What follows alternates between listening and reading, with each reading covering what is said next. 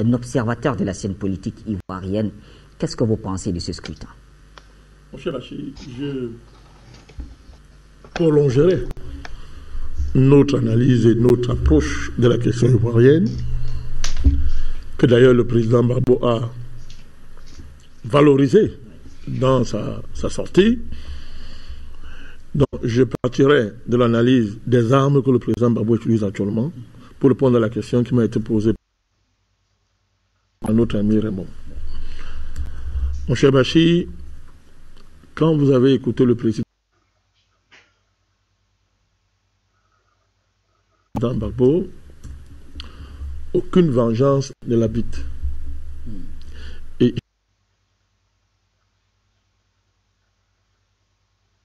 si tu veux approfondir ça, oui, pour avoir la réponse. Aucune vengeance ne l'habite. C'est-à-dire, d'abord, c'est pour ça que on peut comprendre le choix de la plateforme non africaine qu'il a faite, oui, tactique. Bon. Accepter d'aller s'exprimer sur des médias criminels qui ont passé le temps à le détruire démontre la supériorité du président sur ses ennemis. Ça peut s'analyser aussi comme ça. Et il faut analyser ça comme ça. Et c'est la meilleure analyse. Ça montre la supériorité du président Gbagbo sur ses ennemis. Et ça montre la supériorité de la Côte d'Ivoire sur ses ennemis. Parce qu'il s'agit quand même de son ancien président. Que moi j'appelle toujours le président. Tout à fait. Vous comprenez? Le président. Il incarne la Côte d'Ivoire, il a dirigé la Côte d'Ivoire. Et même n'étant pas au pouvoir, il rayonne et impacte le pays plus que celui qui est au pouvoir. Donc pour dire que ça fait partie, pourquoi, Bachir, pourquoi j'insiste dessus? Les armes de l'esprit, les armes spirituelles. Je vais insister là-dessus et ça me permet de répondre à Raymond. Bachir, tout à l'heure je vous ai dit à l'entame de l'émission que la hauteur d'Afrique Média s'est manifestée par notre refus d'appeler à toute forme de violence en Côte d'Ivoire. Oui. Nous avons refusé de nous substituer au peuple ivoirien et aux Ivoiriens. Nous avons dit, nous ne sommes pas là pour lancer les mots d'ordre en Côte d'Ivoire. Et ça ne changera pas. Je suis en train de répondre à Raymond. Ce n'est pas à nous de dire au peuple ivoirien ce qu'il a fait. Il sait ce qu'il a fait. Il est en train de faire depuis ce qu'il a fait. En toute souveraineté. Et il le fait bien. Nous avons prié qu'il n'y ait pas de violence généralisée, qu'il n'y ait pas de morts en série. Parce qu'un des projets de ces gens, c'est qu'il y ait beaucoup de morts et ils boivent le sang. Là, c'est une discussion très pas. Là, maintenant, je parle un discours spirituel. Ils aiment du sang. Le sang les nourrit. Et nous avons ici à Afrique Média dit, nous ne voulons pas de ça pour ce pays. Il y a les armes spirituelles. Moi, je dis à Raymond, à mon frère Raymond, qui a sorti Gbagbo de la CPI? Ce n'est pas la force des fusils. Hein? Ce n'est pas la violence. Ce sont les armes de l'esprit. Parce que la justesse du combat, la noblesse du combat est une puissance. Est une puissance supérieure aux puissances qui sont derrière le président Ouattara. Parce que le combat que mène le président Ouattara n'est pas un combat juste. C'est de l'abjection. Ce combat, c'est de l'abjection. Parce que la manière dont on arrive au pouvoir, les intérêts qu'on incarne et qu'on porte sont des intérêts abjects, mon cher Bachir. Et ces intérêts ne gagnent pas dans l'histoire. Ces intérêts n'ont jamais gagné dans l'histoire, mon cher Bachir. Donc, la noblesse de la cause, c'est quelle cause? L'amour de son pays, Bachir. Le patriotisme, la défense des intérêts de son pays. C'est tout cela qui a justifié qu'on veut détruire le président Gbagbo, qu'on veut détruire les patriotes ivoiriens, mon cher Bachir. C'est tout cela qui a justifié qu'on veut violer la première dame de la Côte d'Ivoire, Madame Simone Gbagbo.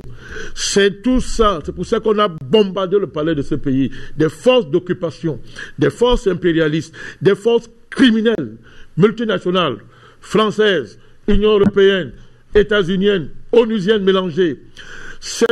Cette engeance criminelle a bombardé le palais de la Côte d'Ivoire, marché ces institutions de ce pays, mon cher Bachir, de manière la plus abjecte. Vous savez pourquoi? C'était pour détruire le patriotisme. C'était pour détruire l'amour du pays. Et moi, je vous dis ce matin, Bachir, aucune force au monde ne peut venir à bout du patriotisme.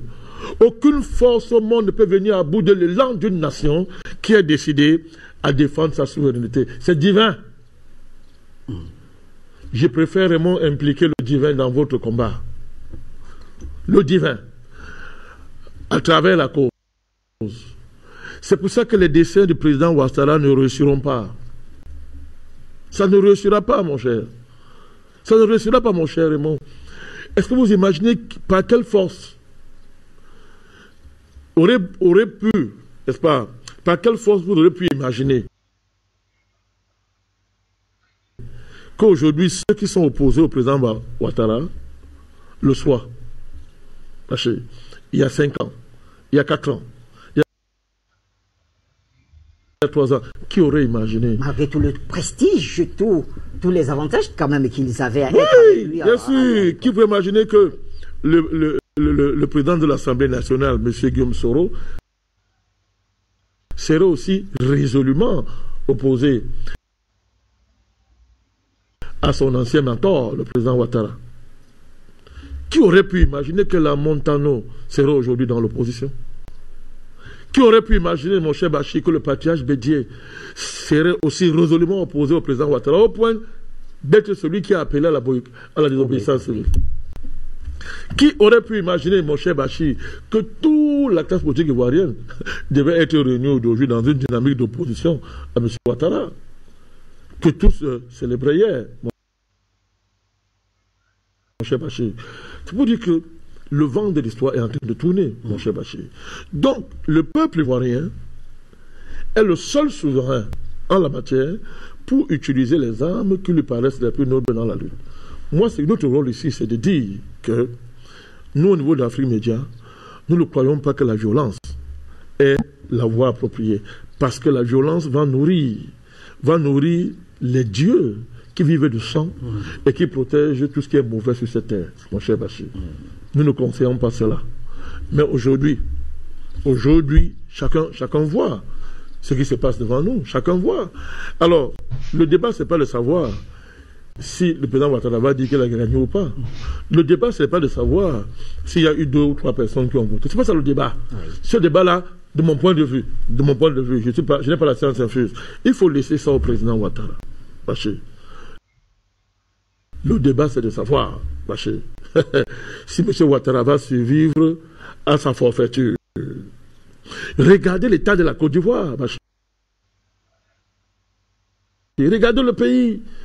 Mais il va être... ok, il ne suffit pas d'être élu, mais il faut encore parler à son pays, mon cher Bachir. Il faut parler à son peuple. Le président Ouattara ne pourra pas parler à son peuple. Il ne pourra pas. Parce que c'est l'imposture est flagrante, mon cher Bachir. Cette imposture du 3e mandat a pourri. Ça a pourri la situation en Côte d'Ivoire. Ça a pourri toute l'autorité de M. Ouattara. Il n'en a plus. Il n'en a plus. Au point où on n'a même pas besoin de lui contester. Hein. Il n'en a plus. Quand vous gagnez une élection, mais il faut parler à votre peuple. Il faut que vous puissiez parler à ceux que vous voulez gouverner, mon cher Bachir. Aujourd'hui, ce n'est pas possible. Parce que même hier encore, ses parrains, ses mentors s'affichaient avec le gouvernement. Mais aujourd'hui, ils le soutiennent avec la honte. Ils ont honte. Ils le soutiennent, hein? Ça, il ne faut pas rêver. Mais avec la honte, l'ONU a honte. La CEDEAO a honte.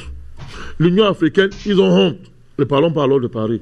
C'est honteux aujourd'hui de soutenir le président Ouattara. C'est une honte. La preuve, quand il a dit qu'il ne se présentait pas, le troubadour qui est là-bas à l'Élysée, qui n'arrive pas à gérer son pays, a envoyé des mots pour dire que, oh, monsieur le président, vous êtes entré dans l'histoire. Je vous salue. Depuis, vous voyez, lui qui parle tous les jours et à tout temps, il est silencieux. Vous ne voulez pas observer ça? Il est silencieux. Monsieur Macron est silencieux. Pourquoi? C'est honteux. On tue, on continue à tuer, bon, on a honte. Ce n'est pas le fait du hasard. Le contexte a changé.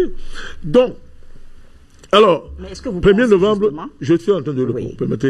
Alors, après 1er novembre, à partir de demain, qu'est-ce qu'on fait? Ben, faites ce que vous avez à faire. Faites ce que vous faites. C'est vous, c'est votre pays, c'est vous qui décidez. Ce n'est pas Bandakane qui décide, ce n'est pas Bachir qui décide, ce n'est même pas le président Barbeau qui décide. C'est vous qui avez le pouvoir, c'est vous qui êtes devant votre destinée, c'est vous qui êtes devant l'avenir de votre pays. Et je vous dis que pour l'instant, vous avez fait ce que vous avez à faire. Et vous avez bien fait.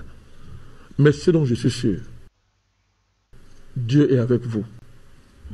Je voudrais dire au peuple ivoirien, Dieu est avec vous. Et vous voyez que malgré les vicissitudes de l'histoire, vous êtes en train de voir qu'il ne vous a pas abandonné. Il ne vous a pas abandonné. Dieu est avec vous.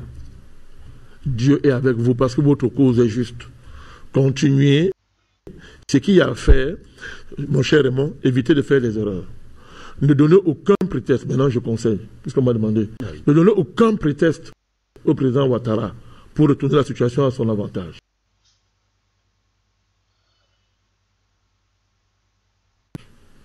Ne commettez pas d'erreur. Faites preuve de sagesse et d'intelligence politique. Conservez, n'est-ce pas, la dynamique stratégique qui est la vôtre aujourd'hui. Le président Babou a dit, il est clair, il dit qu'il est avec vous. Il a dit que je suis du côté de l'opposition. Il a été clair et net qu'il est du côté de l'opposition. Opposé aux pratiques du président Ouattara, qui ne respecte aucune règle que lui-même a fixée. C'est ce que le président a dit. Je répète, le président. Hein. Oui. Voilà, c'est un ancien chef de l'État qui parle à l'autre chef de l'État. Il lui a dit, monsieur le président Ouattara, tu ne respectes pas les règles que toi-même tu as fixées. Et c'est terminé. À partir du moment où on le fait, c'est terminé. C'est terminé.